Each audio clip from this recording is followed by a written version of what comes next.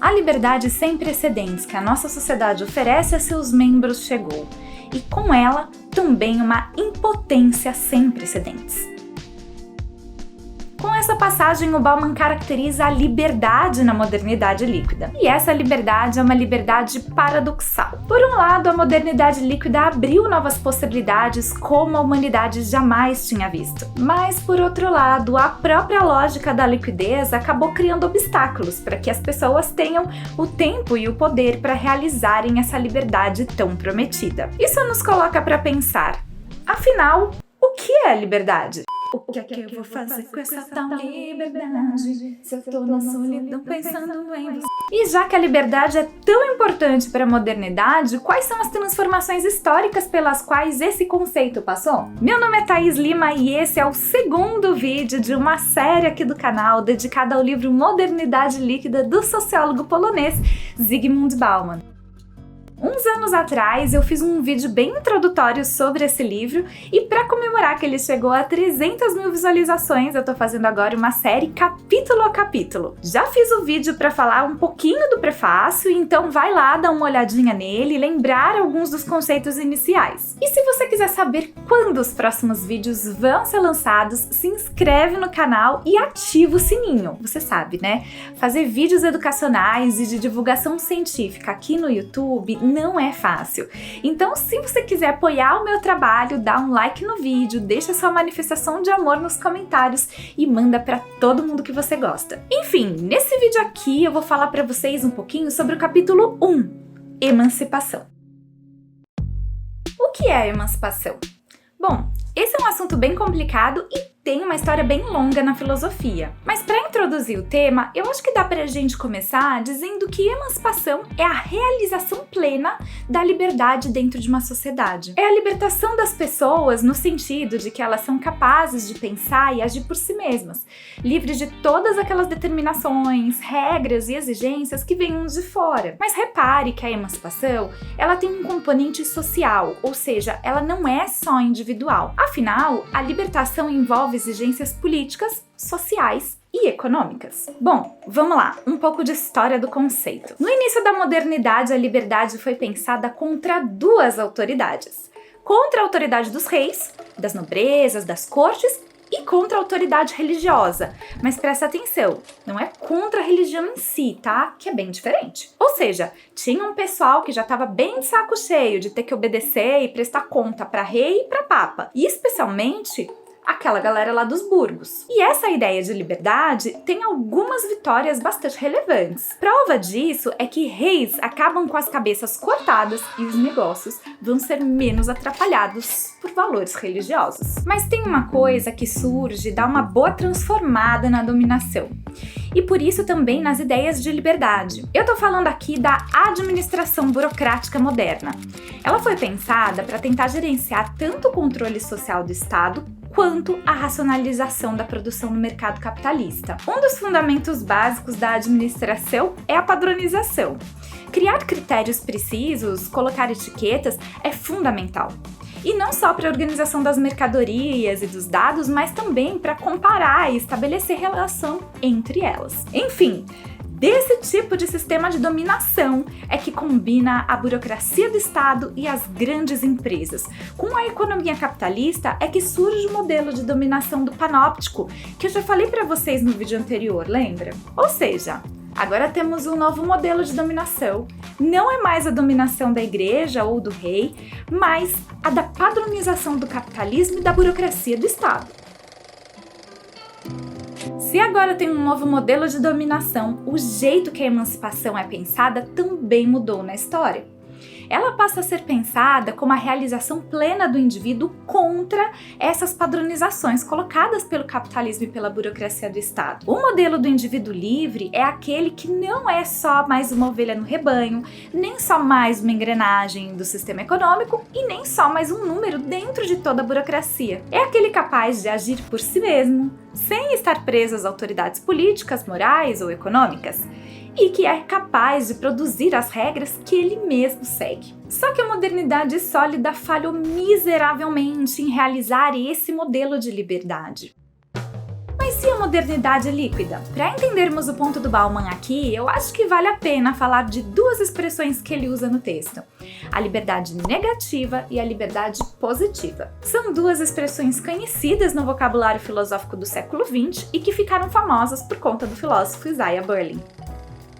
A liberdade negativa é chamada de negativa porque ela se fundamenta na ausência de algo. No caso, na ausência de algo que atrapalha a decisão e a ação. Então, na ausência de um obstáculo ou de uma autoridade. É uma liberdade do tipo, se não tem ninguém proibindo, logo você é livre.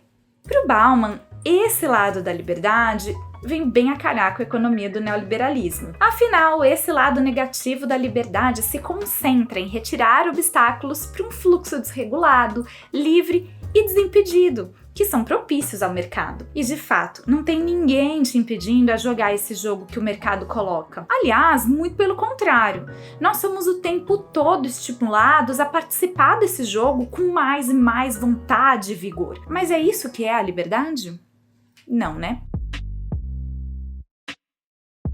Para o Bauman, o aspecto negativo da liberdade é um ponto importante na formação da liberdade, porque ela ajuda a se livrar daquela vigilância típica do panóptico que a modernidade sólida entregou. O problema é que a liquidez omite o outro lado da liberdade, o seu lado positivo. Bom, se a liberdade negativa se concentra em remover os obstáculos para a realização da liberdade, a liberdade positiva significa a criação das possibilidades para que a liberdade possa se realizar de fato. Ou seja, é um empoderamento das pessoas para a liberdade. É a capacidade de sonhar, de criar novas formas de vida e, especialmente, de realizá-las. Para o Bauman, o ponto é que a liquidez ressalta o lado negativo da liberdade, porque é bastante conveniente para a forma de dominação baseada no fluxo. E também porque ajuda a dar ao fluxo essa cara de liberdade. Como fica a liberdade na modernidade líquida? Bom, se você assistiu com atenção à citação que abriu o vídeo, ali tem uma formulação interessante do Bauman. A liberdade sem precedentes que nossa sociedade oferece a seus membros chegou, e com ela também uma impotência sem precedentes. Qual que é o contexto aqui? Na modernidade líquida, as mercadorias de qualquer lugar do mundo podem ser acessadas com muita facilidade. Primeiro, porque a desregulamentação e a financiarização da economia do neoliberalismo, lá na década de 80, facilitaram o fluxo de mercadorias e de capital. Segundo, porque a tecnologia remove as barreiras espaciais. Por exemplo, a tecnologia dos transportes, em especial da comunicação, que tiveram um avanço muito grande nas últimas décadas por conta da internet e dos computadores. Enfim, esses dois fatores causam um grande aumento nas mercadorias disponíveis para o consumo. Você não está mais limitado aos produtos que foram produzidos na sua cidade ou no seu país. Na verdade, tem toda uma cadeia global de circulação de capital, investimento, produção, mão de obra e bens à disposição do mercado.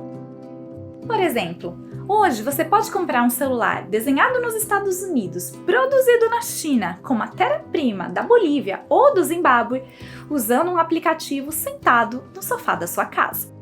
Mas não esquece das mercadorias culturais. Você pode consumir música pop da Coreia do Sul, adoro, orquestras europeias ou música popular do Pará.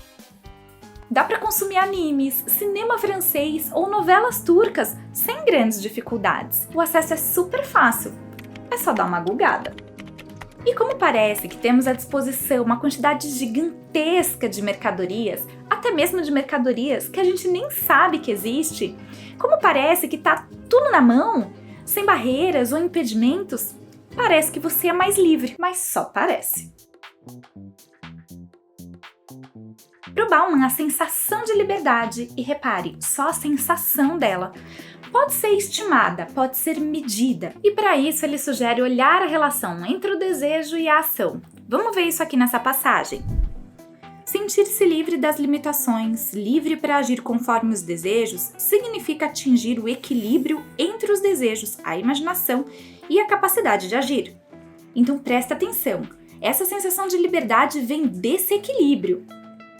Sentimos-nos livres na medida em que a imaginação não vai mais longe que nossos desejos e que nenhuma, nem os outros, ultrapassam nossa capacidade de agir. Para o Bauman, a sensação de liberdade é a capacidade de agir conforme os seus desejos.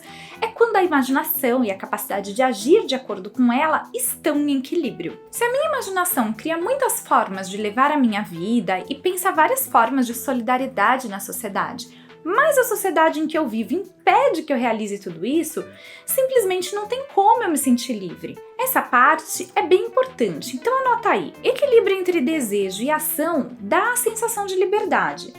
Já o desequilíbrio impede essa sensação. Mas aí o Bauman complementa dizendo que tem 2 jeitos de alcançar o equilíbrio. Eu vou ler aqui, ó.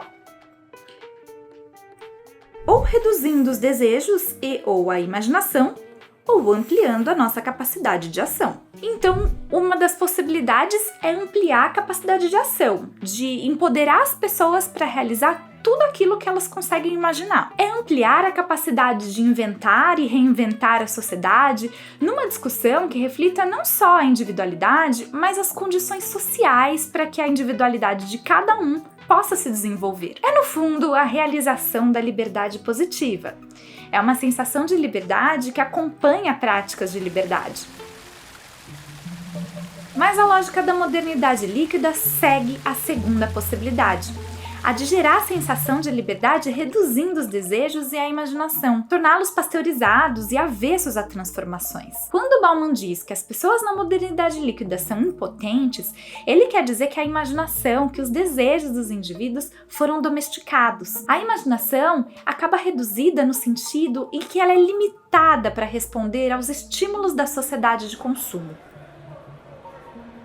Ou seja, o poder das pessoas se limita a escolher uma das infinitas possibilidades de consumo que o capitalismo leve coloca à nossa disposição. E é exatamente essa redução que caracteriza a impotência do indivíduo na modernidade líquida. Então, se a imaginação é reduzida, uma capacidade de ação pequena já é suficiente para produzir essa sensação de liberdade. E por isso é que a liberdade aqui é ilusória. Enfim, a individualização que a liquidez do neoliberalismo produziu foi uma individualização que não considera os seus aspectos sociais como que eles são, sociais, ou seja, como frutos de processos complexos de funcionamento da sociedade. Mas isso não significa que os problemas sociais deixem de existir. Olha só. Riscos e contradições continuam a ser socialmente produzidos. São apenas o dever e a necessidade de enfrentá-los que estão sendo individualizados. Isso impacta em como as pessoas levam suas vidas. As grandes questões da vida ficam limitadas a decisões privadas que pouco colocam em reflexão a vida em sociedade. São apenas dilemas pessoais que contribuem pouco para refletir sobre o tipo de convivência que a modernidade proporciona. Na modernidade líquida, as grandes decisões da vida são geralmente reduzidas a decisões de carreira profissional e decisões da vida afetiva. E essas decisões se parecem cada vez mais com decisões de consumo. O ponto todo do Bauman aqui é provocar.